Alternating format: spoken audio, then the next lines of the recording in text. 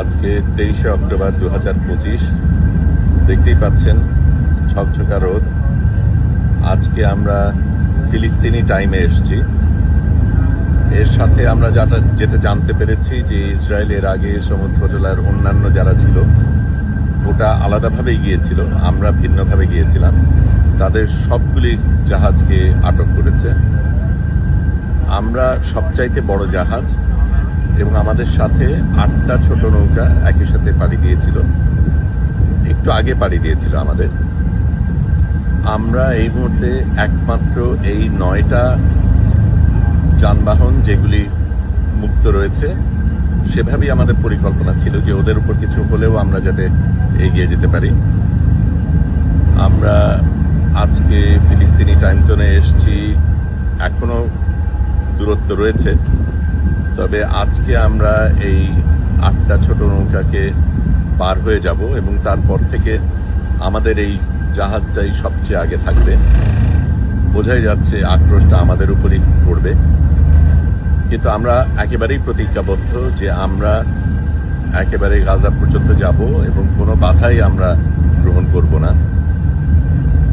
এটা বলা প্রয়োজন যে সমুদ্র জেলার যেই নৌকাগুলি ছিল তাদের কিন্তু দায়িত্ব ছিল ত্রাণ নিয়ে যাবার।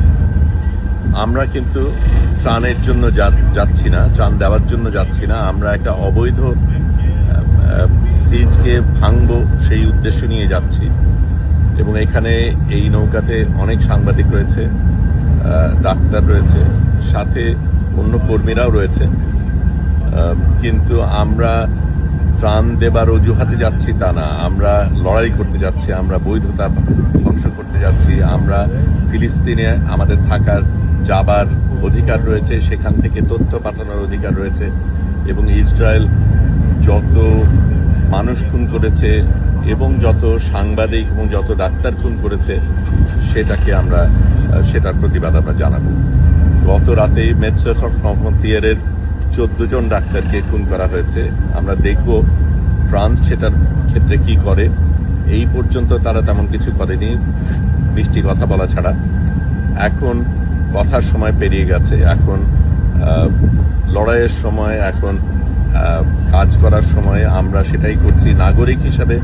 আমরা যেটা করতে পারি, যেহেতু এই দেশগুলির নেতা নেত্রীরা অনেক ক্ষেত্রেই বিশ্বাসঘাতকতা করেছে, সেই ক্ষেত্রে নাগরিক হিসাবে আমরা যেটা করতে পারি সেটাই আমরা করতে চাইব। এখন আমি ক্যামেরাটা ঘুরিয়ে দিচ্ছি, একটু ঘুরিয়ে আপনাদের এই নৌকার ডেকের অন্য দিকগুলি দেখাচ্ছি। আপনারা আমাদের সাথেই থাকবেন আশা করি। আপনাদের ভালোবাসাই আমাদের অনুপ্রেরণা।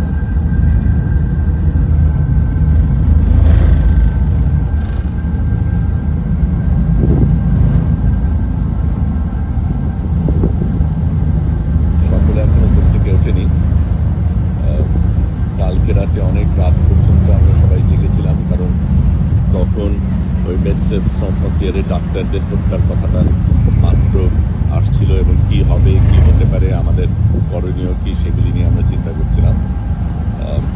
সমুদ্র আসলেই অনেক শান্ত, এত শান্ত আমরা সাধারণত দেখি না, কিন্তু মুহূর্তের মধ্যেই এটা বদলে যেতে পারে। গতকালকে তো খুব খারাপ অবস্থা ছিল,